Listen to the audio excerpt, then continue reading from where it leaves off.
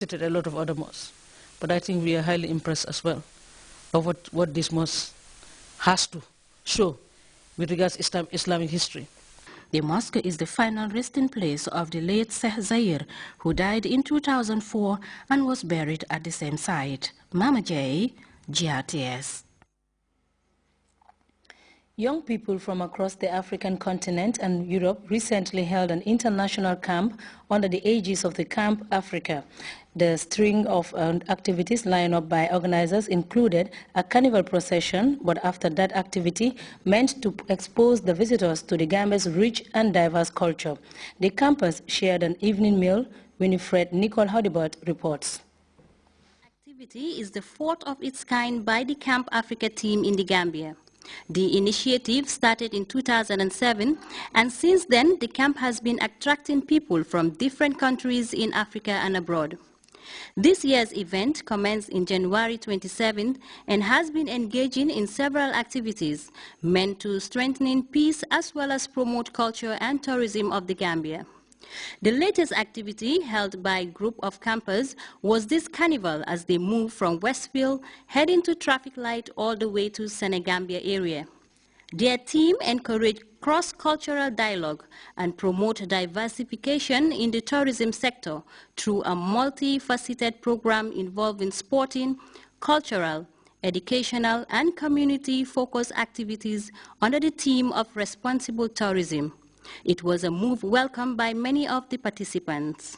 This is my first time to the Gambia and the first time being part of Camp Africa. I'm a teacher from England, and I've come to have a look at the programme to see if I think I should bring pupils next year, and I definitely want to bring pupils. It was really good, it was a really fun atmosphere, lots of singing, lots of dancing, lots of drumming, and it felt really good to be part of that and dance with the students. Okay, so we are expecting you again in the Gambia. You will see me January 2015. As the host of Camp Africa, this is my second year attending the Camp Africa, 2013 and 2014, and I'm always, I'm always satisfied. I'm always loving the environment because people from different countries come together, and we don't only have fun in camp, but we always learn. We always learn morals. We always learn how to, adapt other people's culture, other people's tradition. We learn a lot, and as young people, as growing together, we also learn to live in other people's environment. For Alassane Adamou, head of the delegation from Niger, and Kajali Baji, also from Senegal, this move should be encouraged by all, and as it strengthens the peace among the youths beside promoting understanding and development. At the end of the carnival, the team of campers proceeded to the new land of Itog to lay the foundation stone. There, the head of the school, Tijan Nyang, and the Itog board chairman, Adamaba, applauded the move and thanked government for its support towards the acquisition of the land. These officials are, however, calling for support to help them build the desired structure for the Itog school. The following night, the Camp Africa team were hosted to a gala dinner as part of their farewell towards the end of the camp. The dinner provided the participants from UK, Poland, Hong Kong, Japan, Benin, Senegal, and several other countries a moment of reflection as they prepare their way back home. That since the inception of Camp Africa, we have always been very optimistic that it is a product that is here to stay.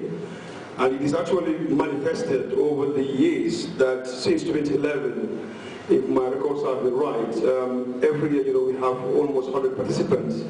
We have Gambians on the ground who are ready to turn around the tourism of the Gambia. We believe that tourism is not all about the peak and the great season. Tourism for the Gambia has to be an all-year-round destination. As part of the night, these people from various countries engage in a dancing competition by dividing themselves in 3 teams: Team Gambia, Team Senegal, and Team Britain. Team Senegal emerged victorious as winners of the 4th edition of Camp Africa Dancing Competition, followed by Team Gambia and Team Britain. Camp Africa is an initiative that continues to grow every year, attracting more people all over the world. And their officials are hoping that in the years to come, more participants will join them in their quest to promote peace and African culture. Reporting for GRTS News, I am Winifred Nicole Hodibat. We will be back with news from outside the Gambia after this break.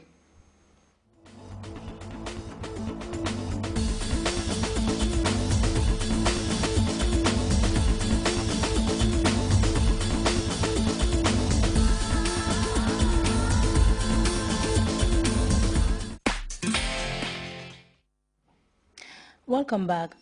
The UN Security Council envoy has called for all-inclusive dialogue and outlined the need to move faster on national reconciliation in Mali. Gerard Arod made the call during a meeting with Malian President Ibrahim Abubakar Keita in Bamako. The United Nations, as CFI reports, wants to leave Mali with a clear roadmap. Fears President Ibrahim Boubacar Keita could have done much more in the 7 months since his election. The large delegation of Security Council envoys he met with in Bamako told him he needs to move faster on national reconciliation. They want to leave Mali with a clear roadmap. What they got from their talk with the president was more promises of his good intentions. The president told us he promotes dialogue and not confrontation. He wants a political solution, and he told me he wants definitive peace. He does not want reoccurring crisis. He wants a deeply worked out solution. The first high-level UN mission to Mali since Keita's election in September expressed dismay at finding the reconciliation process has yet to get underway. The one thing they want the roadmap to accomplish is the disarmament of militia groups in the north who refuse to hand in their weapons. They want Burkina Faso to host the talks, while Keita prefers to see the Algerians as mediators. The gridlock means tensions in the country, such as Mopti, the junction between the north and the south. There remain problems to work out, notably banditism. So the UN forces have to accelerate deployment, which is too slow, and we must aid our Malian friends to reintroduce government services, the gendarmerie and the police to fight banditism, so that the population really feels an improvement in their lives. There are 5,539 peacekeepers in Mali under the UN mandate. The Security Council wants 11,200, twice as many. The UN mission says the others cannot be deployed easily as long as there is no inclusive national dialogue taking place. The Security Council envoys go back to New York Monday with a disappointing picture of the reality in the country. Afghans will go to the polls in 2 months' time, and security is extraordinarily tight. The 11 former warlords and veteran politicians seeking to replace President Hamid Karzai should hit the campaign trail on Saturday. The election, as CFI reports, will be a test for the stability and future of Afghanistan and the rest of the region, 12 years after foreign troops rolled into Afghanistan. The presidential election campaign starts on Sunday with an array of 11 former warlords and veteran politicians lining up to succeed President Hamid Karzai, who cannot run for a third term under the Constitution. The election on April 5th is very important for the Afghans and will be a test for the stability and future of the country and region. The reason that I attended today's gathering is that Abdullah has an optimistic policy about women and their future. This is going to be a multifaceted campaign. Actually, sort of the genuine democratic voter will play one part in who gets selected as the new leader of Afghanistan. Other factors will be fraud both on election day and how the ballots are counted. Security has been stepped up for the 2-month campaign leading up to the elections. 2 members of the candidate Abdullah's campaign team were assassinated. Abdullah is a 53-year-old ophthalmologist and former spokesman for Commander Massoud. He came in second in the first round of the presidential elections back in 2009. Brothers and sisters, old and young of the nation of Afghanistan, give your vote to the first person on the list, and the first person is at your service. Another candidate for election is 64-year-old Ashraf Ghani, who is neither warlord or politician.